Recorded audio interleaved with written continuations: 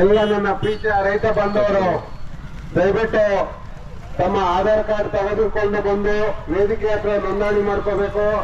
ಉಚಿತವಾಗಿ ಹುಲ್ಲು ವಿತರಣೆ ಕಾರ್ಯಕ್ರಮ ಇನ್ನೇನು ಕೆಲವೇ ಗಂಟೆಗಳಲ್ಲಿ ಪ್ರಾರಂಭ ಆಗುತ್ತೆ.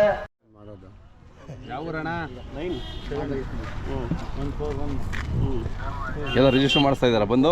ಖಂಡಿತ ಎಲ್ಲ ತಾಲೂಕು ಬ್ಯಾರೇಜ್ ಜಿಲ್ಲೆವರೆಗೆ ಮೊದಲನೇದಾಗಿ ಬ್ಯಾರೇಜ್ ಜಿಲ್ಲೆವರೆಗೆ ನಾವು ಆದ್ಯತೆ ಕೊಡ್ತಾ ಇದ್ದೀವಿ. ಜಾಸ್ತಿ ಜನ ಮಂಡ್ಯ, ಆಮೇಲೆ ಮೈಸೂರು, ಆಮೇಲೆ ಇದು ನಮ್ಮ ತುಮಕೂರು ಜಿಲ್ಲೆಯವರು, ಆನಂತರ ಕೊಪ್ಪಳ, ಬಳ್ಳಾರಿ, ರಾಯಚೂರು, ದಾವಣಗೆರೆ ಆ ಭಾಗದವರು ಅತಿ ಹೆಚ್ಚಾಗಿ, ಆಮೇಲೆ ಆಂಧ್ರದಿಂದ ಬಂದಿದ್ದಾರೆ, ಅನಂತಪುರ ಎಲ್ಲ ಕಡೆಯಿಂದ ರೈತರು ಬಂದಿದ್ದಾರೆ ವ್ಯಾಪಾರ ವಹಿವಾಟಕ್ಕೆ. ಯಾಕಂದ್ರೆ ಅವರೆಲ್ಲ ಹೇಳ್ತಕ್ಕಂಥದ್ದು ಹಣ ಒಂದಿನಕ್ಕೆ 2 ದಿನ ತಂದಿದ್ದೀವಿ ಖಾಲಿ ಆಗೈತಣ್ಣ, ದಯವಿಟ್ಟು ಒಂದು ಕಟ್ ಕೊಡಿ ಅಂತಾನೆ ಕೇಳ್ತಾವ್ರೆ. ಆ ದೃಷ್ಟಿಯಿಂದ ನಾವು ಮೊನ್ನೆ ಆದ್ಯತೆ ಸುಮಾರು ಏನಿಲ್ಲ ಅಂದ್ರೆ 150 ಜನ ಆಲ್ರೆಡಿ ಲಿಸ್ಟ್ ಕೊಟ್ಟಿದ್ದಾರೆ ರೈತರು. ಆಲ್ರೆಡಿ ಇಲ್ಲಿ 300 ಕಟ್ಟೆಗಳಿದೆ, ನಾವು ಆಲ್ರೆಡಿ ಸಂಗ್ರಹಣೆ ಮಾಡಿದೀವಿ. ನಾವು ಅದನ್ನ ಇವತ್ತು ಏನ್ ಲಿಸ್ಟ್ ಬರುತ್ತೋ ಎವ್ರಿ ಡೇ ಅವ್ರಿಗೂ ಒಂದೊಂದು ಕಟ್ಟು ಹುಲ್ ಕೊಡೋಂಥ ವ್ಯವಸ್ಥೆ ಆಗುತ್ತೆ. ಸೊ ಆ ದೃಷ್ಟಿಯಿಂದ ಒಂದು ಲಿಸ್ಟ್ ಮಾಡ್ಕೊಂಡು ನಾವು ಅದ್ರ ಪ್ರಕಾರ ನಾವು ಹುಲ್ ಕೊಡೋ ಅಂತ ವ್ಯವಸ್ಥೆ ಆಗುತ್ತೆ. ಸೊ ನಾನು ಹೇಳ್ತಕ್ಕಂಥದ್ದು ನಮ್ಮ ರೈತ ಬಂಧುವರಿಗೆ ಮನವಿ ಮಾಡ್ಕೊಂತಿದ್ದೀನಿ, ಮತ್ತೊಮ್ಮೆ ಎಕ್ಸ್ಪೆಷಲಿ ಬ್ಯಾರೆ ಜಿಲ್ಲೆ ಬ್ಯಾರೆ ರೈತರು ಅವ್ರಿಗೆ ಮೊದಲನೇ ಆದ್ಯತೆ ಕೊಡ್ತೀವಿ. ನಮ್ಮ ಬೆಂಗಳೂರು ಗ್ರಾಮಾಂತರ ಆಗಲಿ, ಪಕ್ಕದಲ್ಲಿ ಗೋರಿಬಿದನೂರಿಗೂ ಕೊಡೋದಿಲ್ಲ, ಚಿಕ್ಕಬಳ್ಳಾಪುರದಲ್ಲೂ ಕೂಡ, ಯಾಕಂದ್ರೆ ಬಾರ್ಡರ್ ನಮ್ಮ ಮಂಚೇನಹಳ್ಳಿ ಬಾರ್ಡರ್ ಇದೆ. ಸೊ ಅದಕ್ಕೆ ಸಹಕರಿಸಬೇಕು. ದೂರದಿಂದ ಏನು ಚಿಕ್ಕಬಳ್ಳಾಪುರ ಆ ಕಡೆ ಶಿಲ್ಘಟ್ಟ ಆಗಿರೋ ಶಿಲ್ಘಟ್ಟೆಯಿಂದನೂ ಜಾಸ್ತಿ ಬಂದಿದ್ದೇವೆ. ಶಿಲ್ಘಟ್ಟ, ಚಿಂತಾಮಣಿ, ಕೋಲಾರ, ಹೊಸಕೋಟೆ ಈ ಭಾಗದವ್ರು ಅತಿ ಹೆಚ್ಚಾಗಿ ಬಂದಿರೋದ್ರಿಂದ ಸೊ ಅವ್ರಿಗೆ ಮೊದಲನೇ ಆದ್ಯತೆ ಕೊಟ್ಟು ಅವ್ರು ಕೊಡೋಂಥ ವ್ಯವಸ್ಥೆ ಆಗುತ್ತೆ. ಅದಕ್ಕೆ ರೈತ ಬಂದವರು ಎಲ್ಲ ನಮಗೆ ಸಹಕರಿಸಬೇಕು ಈ ಒಂದು ಕಾರ್ಯಕ್ರಮಕ್ಕೆ. ಯಾಕಂದ್ರೆ ನೀವು ಸಹಕರಿಸಿದ್ರೆ ಮಾತ್ರ ನಾವು ಕಾರ್ಯಕ್ರಮ ಮಂಚೇನಹಳ್ಳಿ ಕೊಡಲ್ಲಣ್ಣ, ಪಕ್ಕದಲ್ಲಿ ಇದ್ದೀರಲ್ವಾ, ಅದಕ್ಕೆ ಮಿಕ್ಕಿದ್ರೆ ಕೊಡ್ತೀವಿ. ಅದೇ ಮಿಕ್ಕಿದ್ರೆ ಕೊಡ್ತಾರೆ, ಮಿಕ್ಕಿದ್ರೆ ಅಂತ 100% ಯಾವುದೇ ರೈತರಿಗೆ ವಾಪಸ್ ಕಳ್ಸಲ್ಲ. 100% ಕೊಡೋಂಥ ವ್ಯವಸ್ಥೆ ಆಗುತ್ತಣ್ಣ. ಇದು 3ನೇ ವರ್ಷದ ಕಾರ್ಯಕ್ರಮ ಅಣ್ಣ. ಹೋದ ವರ್ಷ ನಾವು ಕವರ್ ಮಾಡಿದ್ವಲ್ಲ. ನಮಗೆ ರೈತರೆಲ್ಲ ನಮ್ಗೆ ಸಪೋರ್ಟ್ ಮಾಡೋದು, ಎಕ್ಸ್ಪೆಷಲಿ ಮಂಡ್ಯ ಯುವಕರು ಇದಾರಲ್ಲಣ್ಣ, ಎಸ್ಪೆಷಲಿ ಮಂಡ್ಯ ಜಿಲ್ಲೆ ಯುವಕರು ಪಾಂಡುಪುರ, ನಮ್ಮ ದರ್ಶನ್ ಪುಟ್ಟಣ್ಣ ಅವ್ರ ಊರವರು ಸಿಕ್ಕಾಪಟ್ಟೆ ಬಂದಿದಾರಣ್ಣ. ಅವ್ರಿಗೆಲ್ಲ ಅಷ್ಟೇ ನಾನು ಹೇಳ್ತಕ್ಕಂಥದ್ದು, ಈ ಒಂದು ಮುಖಾಂತರ ನಿಮಗೆ ಅವಶ್ಯಕತೆ ಇದ್ದಲ್ಲಿ ದಯವಿಟ್ಟು ನಮಗೆ ಫೋನ್ ಮಾಡಿ ನಾವು ತೊಗೊಂಡು ಕೊಡೋ ವ್ಯವಸ್ಥೆ ಮಾಡ್ತೀವಿ. ಅದಕ್ಕೋಸ್ಕರ ನಮ್ಮ ಘಾಟಿ ದನಗಳ ಜಾತ್ರೆ ಪ್ರಸಿದ್ಧ ಆಗಬೇಕು, ನಮ್ಗೆ ಅಷ್ಟೇ ಇರೋದು ಕಾನ್ಸೆಪ್ಟ್. ಇದರಿಂದ ನಾವೇನು ಬೇರೆ ಥರದ ಅಚೀವ್ಮೆಂಟ್ ಮಾಡೋದು ಬೇಡ. ಈ ಒಂದು ಜಾತ್ರೆನ ಮಾದರಿಯಾಗಿ ಇಟ್ಕೋಬೇಕು. ಹುಲ್ ಕೊಟ್ರು, ನೀರು ಕೊಟ್ರು, ಊಟ ಕೊಟ್ರು ಅಂತೇಳಿ ಮಾದರಿ ಆಗ್ಬೇಕು ಅಂತೇಳಿ ನಾನು ಹೇಳಕ್ ಬಯಸ್ತೇನೆ ಇಡೀ ರಾಜ್ಯದ ರೈತ ಬಂದವರಿಗೆ, ಯುವಕರಿಗೆ, ಎಸ್ಪೆಷಲಿ ನಮ್ಮ ರಾಜ್ಯದ ಯುವಕರಿಗೆ.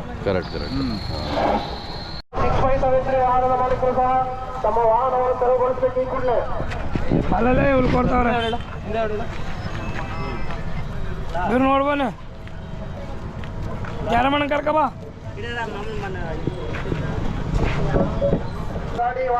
ನವಕರ್ನಾಟಕ ಯುವಶಕ್ತಿ ವೇದಿಕೆಗೆ ಆತ್ಮೀಯ ಮಾರ್ಗದರ್ಶಕರಾಗಿ ಸದಾ ನಮ್ಮ ಕಾರ್ಯಚಟುವಟಿಕೆಗಳಿಗೆ ಜಿಲ್ಲಾಡಳಿತದ ಅನುಮತಿಗಳನ್ನು ನೀಡುವುದರ ಮೂಲಕ ನಮ್ಮ ಪ್ರೋತ್ಸಾಹಕರಾಗಿರುವಂತಹ ಜಿಲ್ಲಾಧಿಕಾರಿಗಳಾದಂತಹ ಶ್ರೀಯುತ ಆತ್ಮೀಯ ಬಸವರಾಜ್ ಅವರಿಗೆ ಹೃದಯಪೂರ್ವಕ ಸ್ವಾಗತವನ್ನು ಬಯಸ್ತೇವೆ.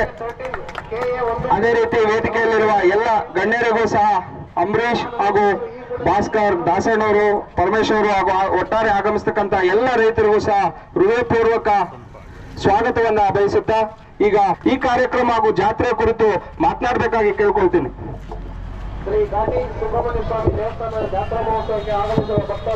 ಎಲ್ಲರಿಗೂ ನಮಸ್ಕಾರ.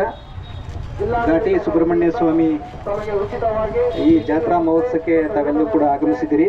10ನೇ ತಾರೀಕಿಂದ ನಮ್ಮದು 18ನೇ ತಾರೀಕು ತನಕ ದನಗಳ ಜಾತ್ರೆ ಇರ್ತದೆ. 25ನೇ ತಾರೀಕು ಬ್ರಹ್ಮರಥೋತ್ಸವ ಇರ್ತದೆ. ತಾವೆಲ್ಲರೂ ಕೂಡ ನಮ್ಮ ಈ ಸುತ್ತಮುತ್ತಲಿನ ಎಲ್ಲ ಗ್ರಾಮಸ್ಥರು ಇದಕ್ಕೆ ದನದ ಜಾತ್ರೆಗೆ ತಾವೆಲ್ಲರೂ ಬಂದಿದ್ದೀರಿ. ನಮಗೆ ಸಾಧ್ಯವಾದ ಮಟ್ಟಿಗೆ ಎಲ್ಲ ವ್ಯವಸ್ಥೆಗಳನ್ನು ಮಾಡೋದಕ್ಕೆ ನಾವು ಪ್ರಯತ್ನ ಮಾಡ್ತಾ ಇದ್ದೀವಿ.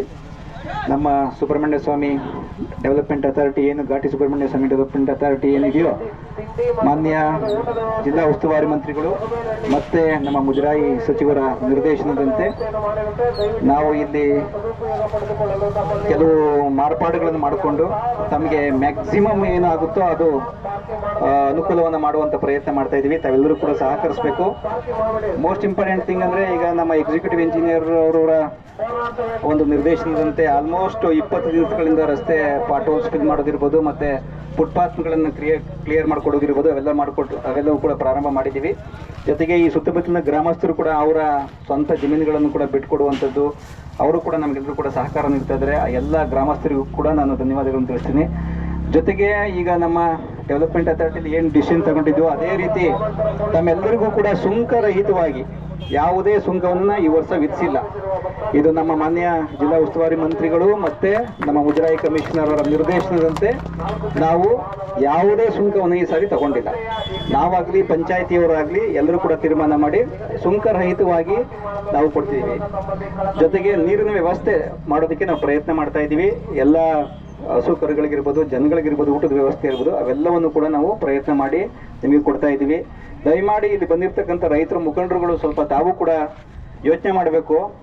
ನಾವು ಪ್ರತಿದಿನ ಆಲ್ಮೋಸ್ಟ್ 15 ಡೇಸಿಂದ ಇಲ್ಲಿ ಹೊರಗಡೆ ಹಾಕಿರ್ತಕ್ಕಂಥ ಎಲ್ಲ ಫ್ಲಕ್ಸ್ಗಳನ್ನು ತೆಗೆಸ್ತಾ ಇದ್ದೀವಿ. ನೀವು ಬಂದು ಈಗ ಎಲ್ಲ ಲೈಟ್ ಕಂಬಕ್ಕೆ ಫ್ಲಕ್ಸ್ಗಳು ಹಾಕಿ ಏನಾದ್ರು ಕೂಡ ಹೆಚ್ಚು ಕಡಿಮೆ ಆಗಿ ಯಾರಿಗಾದ್ರೂ ಎಲೆಕ್ಟ್ರಿಕಲ್ ಶಾರ್ಟ್ ಸರ್ಕ್ಯೂಟ್ ಆದ್ರೆ ಏನು ಮಾಡೋದು? ಈಗ ನಮ್ಮ ಎಕ್ಸಿಕ್ಯೂಟಿವ್ ಇಂಜಿನಿಯರ್ ಅವರು, AE ಅವರು ಎಲ್ಲರೂ ಇಲ್ಲೇ ಊರಲ್ಲೇ ಇದ್ದಾರೆ. ದನಗಳ ಜೀವ ಪ್ರಾಣ ಎಷ್ಟು ಇಂಪಾರ್ಟೆಂಟ್, ಮನುಷ್ಯನೂ ಅಷ್ಟೇ ಇಂಪಾರ್ಟೆಂಟ್. ಏನಾದ್ರು ವೈರು ಗಿರು ಹೆಚ್ಚು ಕಡಿಮೆ ಆಗಿ ನೀವು ಫ್ಲಕ್ಸ್ ಹಾಕುವಂತ ಸಂದರ್ಭದಲ್ಲಿ ಯಾರಾದ್ರೂ ಕೂಡ ಹೆಚ್ಚು ಕಡಿಮೆ ಆದ್ರೆ ಯಾರು ಜವಾಬ್ದಾರರು? ರೈತರು ಜವಾಬ್ದಾರ ಆಗ್ಬೇಕಾಗುತ್ತೆ, ನೀವೇನೆ. ನಾವು ಜಿಲ್ಲಾಡಳಿತ ಯಾವುದೇ ಕಾರಣಕ್ಕೂ ಯಾವುದೇ ಫ್ಲಕ್ಸ್ಗಳೆಲ್ಲ ಹಾಕ್ಬೇಡಿ.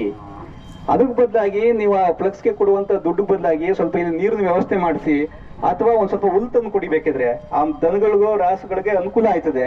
ಅದು ಬಿಟ್ಟು ನಿಮ್ಮ ಬೋರ್ಡ್ ನೋಡ್ಕೊಂಡು ನಾವು ಇಲ್ಲಿ ಬರ್ಬೇಕಾ ಸುಬ್ರಹ್ಮಣ್ಯ ದರ್ಶನ ಮಾಡೋದಕ್ಕೆ? ಯಾಕೆ ಬೇಕು ನಿಮ್ಮ ಫ್ಲಕ್ಸ್ಗಳು? ಹೇಳಿ. ನಿಮ್ಮ ಇದ್ರ ಕಟೌಟ್ ಮುಂದೆ ಹಾಕೊಂಡಿದ್ರಲ್ಲ, ಈ ರೋಡ್ ಬತ್ತ ಕಟೌಟ್ಗಳವಲ್ಲ, ಅದನ್ನ ಎಲ್ಲಿ ತೆಗೆದು ಏನ್ ಮಾಡಿದ್ದು ನಾನು? ನಾಳೆ ನಮ್ಮ ಪಂಚಾಯತಿ ಡೆವಲಪ್ಮೆಂಟ್ ಆಫೀಸರ್ ಅವರು, ನಮ್ಮ VN ಅವರು, ರೆವಿನ್ಯೂ ಇನ್ಸ್ಪೆಕ್ಟರ್ ತೆಗೆಸ್ತಾರೆ ಆ ಫ್ಲಕ್ಸ್ಗಳನ್ನ. ತಗೊಂಡೋಗಿ ಇಲ್ಲಿ ಏನ್ ಮಾಡ್ಬೇಕು ಅದನ್ನ? ನಾನು ಯಾವುದು ನಮ್ದು SOP ಇಲ್ಲ, ಹಿಂಗೆ ಅದನ್ನ ಡಿಸ್ಪೋಸ್ ಮಾಡ್ಬೇಕು ಅಂತಿಲ್ಲ. ಎಲ್ಲ ಅದು ಹಾನಿಕಾರಕ. ಅದನ್ನ ಮಾಡೋದ್ ಬದಲಾಗಿ ಅದೇ ದುಡ್ಡಿಗೆ ಒಂದ್ ಸ್ವಲ್ಪ ಹುಲ್ ಕೊಡಿಸಿ. ರೈತರು ಯಾರೋ ದೂರದಿಂದ ಬಂದಿರ್ತಾರೆ, ಹುಲ್ ತರ್ಲಿಕ್ಕೆ ಆಗೋದಿಲ್ಲ. ಅವ್ರಿಗೆ ಹುಲ್ ಕೊಟ್ರೆ ಅಟ್ಲೀಸ್ಟ್ ದನ ಆದ್ರೂ ಹುಲ್ ಮೇಯ್ತವೆ, ನಿಮ್ಗೂ ಕೂಡ ಒಳ್ಳೇದಾಗುತ್ತೆ. ಅದು ಬಿಟ್ಟು ಇವೆಲ್ಲ ಮಾಡಕ್ ಹೋಗ್ಬೇಡಿ ಅಂತ ನಾನು ರೈತರಲ್ಲೂ ಕೂಡ ಮನವಿ ಮಾಡ್ತೀನಿ. ಮ್ಯಾಕ್ಸಿಮಮ್ ನಾವು ಪ್ರಯತ್ನ ಮಾಡ್ತಾ ಇದೀವಿ. ಜೊತೆಗೆ ತಮ್ಮಿಂದ ಮನವಿ ಕೂಡ ಬಂದಿದ್ದು, ನಮ್ಮ ಟೋಲ್ಗಳಲ್ಲೂ ಕೂಡ ದಯಮಾಡಿ ನಮಗೆ ಟೋಲ್ ಸ್ವಲ್ಪ ಎಕ್ಸಂಪ್ಷನ್ ಕೊಡಿ ಅಂತ. ಅದೊಂದು ಬಿಟ್ಟು ಬೇರೆ ಸರ್ಕಾರದ ನಿರ್ದೇಶನದಂತೆ ನಾವು ನಮ್ಮ ಘಾಟಿ ಸುಬ್ರಹ್ಮಣ್ಯ ಸ್ವಾಮಿ ಅಥಾರಿಟಿಯ ನಿರ್ದೇಶನದಂತೆ, ಅಧ್ಯಕ್ಷರು ಉಪಾಧ್ಯಕ್ಷರ ನಿರ್ದೇಶನದಂತೆ ನಾವೆಲ್ಲವೂ ಕೂಡ ಸುಂಕರಹಿತವಾಗಿ ಮಾಡಿದ್ವಿ. ನಿಮ್ಗೆ 10 ದಿನ, ಏನು 8 ದಿವಸ ಅಲ್ಲ, 8 ದಿವಸ 9 ದಿವಸ ಇದು ಆಲ್ಮೋಸ್ಟ್ 10 ದಿವಸ ಜಾತ್ರೆ ಇರ್ತದೆ. ಜಾತ್ರೆ ಎಲ್ಲ ಸುಗಮವಾಗ್ಲಿ. ತಾವು ಕೂಡ ಆರೋಗ್ಯ, ಇವಾಗ ತುಂಬಾ ಚಳಿ ಇದೆ, ಸ್ವಲ್ಪ ಸ್ವೆಟರ್ ಗಿಟ್ರು ಹಾಕೊಂಡು ಸ್ವಲ್ಪ ಬೆಚ್ಚಗೆ ಇರೋದಕ್ಕೆ ಇದು ಮಾಡ್ಕೊಳ್ಳಿ. ನಮ್ದು ಕೂಡ ಬಸ್ ಸ್ಟ್ಯಾಂಡ್ ಅಲ್ಲಿ ರೂಮ್ಸ್ಗಳಿದೆ, ಅವನ್ನೆಲ್ಲ ಕೂಡ ಓಪನ್ ಮಾಡೋದಕ್ಕೆ ಹೇಳಿದೀವಿ. ಜೊತೆಗೆ ಅದು ಕೂಡ ಟಾಯ್ಲೆಟ್ ವ್ಯವಸ್ಥೆ ಮಾಡೋಕೆ ಹೇಳಿದೀವಿ. ದಯಮಾಡಿ ಇದನ್ನ ಬಳಸ್ಕೊಳ್ಳಿ. ಆರೋಗ್ಯನೂ ಇಂಪಾರ್ಟೆಂಟು. ತುಂಬಾ ಕೆಮ್ಮಲು, ನೆಗಡಿ ಈ ತರ ಬರ್ತಾ ಇದೆ. ಇಲ್ಲೂ ಕೂಡ ನಾವು ನಮ್ಮ PSCಗಳಲ್ಲೂ ಕೂಡ ಇವೆಲ್ಲ ವ್ಯವಸ್ಥೆ ಮಾಡಿದೀವಿ. ಇವನ್ ಡಾಕ್ಟರ್ಗಳಿಗೂ ಕೂಡ ಇಲ್ಲಿ ವ್ಯವಸ್ಥೆ ಮಾಡಿಸಿದೀವಿ. ಅವನ್ನೆಲ್ಲ ಕೂಡ ಸದುಪಯೋಗ ಪಡಿಸ್ಕೊಂಡು ಈ ಜಾತ್ರೆ ಕೂಡ ಸಕ್ಸಸ್ ಆಗ್ಲಿ. ಮತ್ತೆ ಇದರ ನಂತರ 25ಕ್ಕೆ ಬ್ರಹ್ಮ ರಥೋತ್ಸವ ಇದೆ. ಆ ರಥೋತ್ಸವ ಕೂಡ ತಾವೆಲ್ಲ ರೈತರ ಮುಖಂಡರುಗಳು ಬರಬೇಕು ಅಂತೇಳಿ ನನ್ನ 2 ಮಾತುಗಳು ಮುಗಿಸ್ತೀನಿ. ಧನ್ಯವಾದಗಳು. Thank you.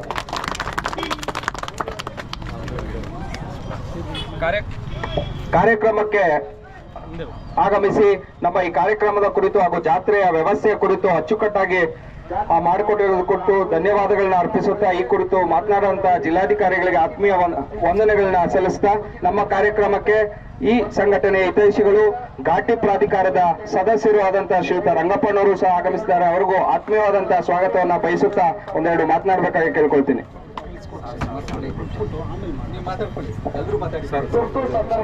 ಈಗ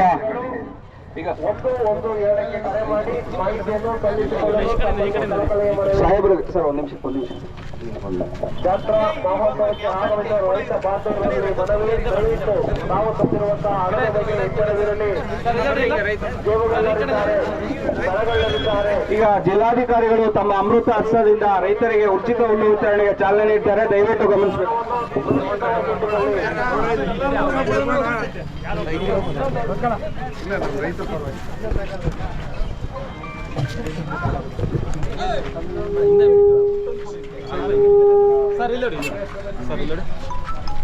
ಸರ್ ಈ ಕಡೆ ಮಾನ್ಯ ಜಿಲ್ಲಾಧಿಕಾರಿಗಳ ಆದೇಶದ ಮೇರೆಗೆ ಸುಗಮ ಸಂಚಾರ ಮತ್ತು